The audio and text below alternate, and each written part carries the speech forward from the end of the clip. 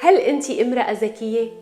هل بتتمتعي على الأقل ب6 مواصفات من هاي المواصفات اللي بدي أحكيها عن المرأة الذكية؟ يا مساء الخير، أنا جولي. اليوم رح أحكي لك 10 صفات تتمتع فيها المرأة الذكية، واللي بتمنى أنك تحضري الفيديو للأخير لتعرفي شو هنن، واللي بتمنى أكتر أنك بتتمتعي فيهم على الأكيد. لا تنسي تشتركي بالقناة، وبتمنى إذا عجبك الفيديو تبعتيه لصديقاتك ليعرفوا من هي المرأة الذكية.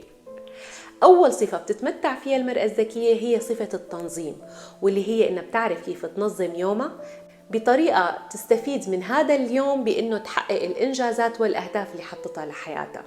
وهذا الشيء بينطبق عليها على المدى البعيد لما بتنطلق من تنظيم يومي إلى تنظيم أسبوعي ثم شهري. الصفة الثانية اللي بتتمتع فيها المرأة الذكية هي إنه بتعرف كيف تحدد أولوياتها بطريقة واضحة ومباشرة، وبالتالي بتركز على الأولوية وما بتضيع جهودها على شغلات ثانوية ما بتخليها توصل للأهداف اللي بتحطها لحياتها. الصفة الثالثة هي إنه بتعرف تحط كل يوم 3 أهداف واضحة وبسيطة بدها أنجزها خلال هذا النهار.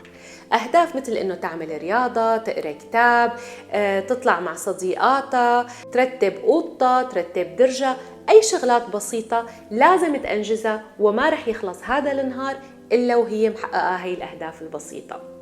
رابع شيء، بتخصص كل يوم ساعة لترفع استحقاقها وثقتها بنفسها من خلال إنه تمارس رياضة، تعمل تأمل، تقرأ كتاب، تسمع موسيقى، أي نشاط بخليها ترفع ثقتها بنفسها، وبالتالي تتحول لإنسانة مليئة بأشياء مفيدة ومهمة لحياتها.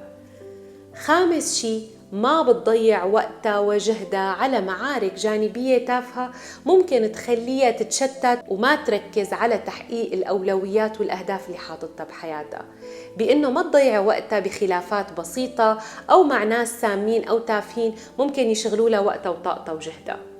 سادس شيء، تعرف تختار الناس الصح بحياتها، الناس اللي بتزيد لها ثقتها بنفسها، ترفعها، تدعمها، بتحبها من كل قلبها، وبالتالي هذا الاختيار رح يسهل عليها الحياة.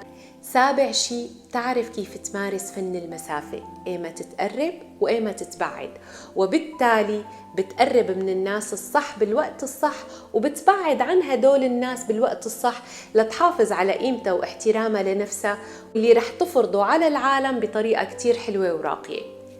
8 شيء، بتبحث عن النوعية وليس عن الكمية، يعني عدد قليل من الناس المميزين والأصدقاء الحقيقيين المقربين هن أهم بكتير من مجموعات كتير كبيرة ممكن تشتتنا وتضيعنا وتخلينا نوقع بمستنقع القلق الدائم وعدم الاستقرار النفسي والاجتماعي.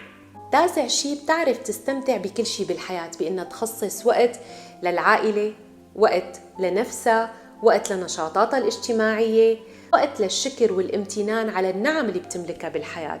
وهي نقطة جدا مهمة، لما السيدة بتعرف شو هي النعم اللي عندها إياها بتقدرها وبتشكر الله عليها وبتعرف كيف تستمتع فيها.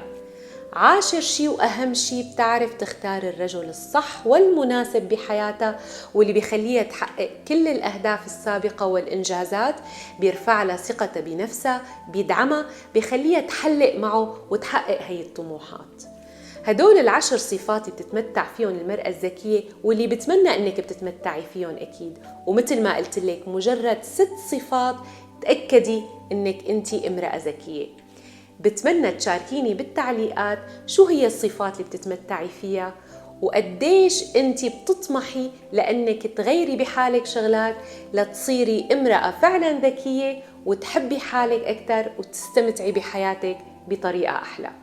شكرا لكم لانكم سمعتوني للاخير، وبتمنى يكون فيديو مفيد وتشاركوه مع رفقاتكم وتحفظوه عندكم لتتذكروا شو هي مواصفات المرأة الذكية.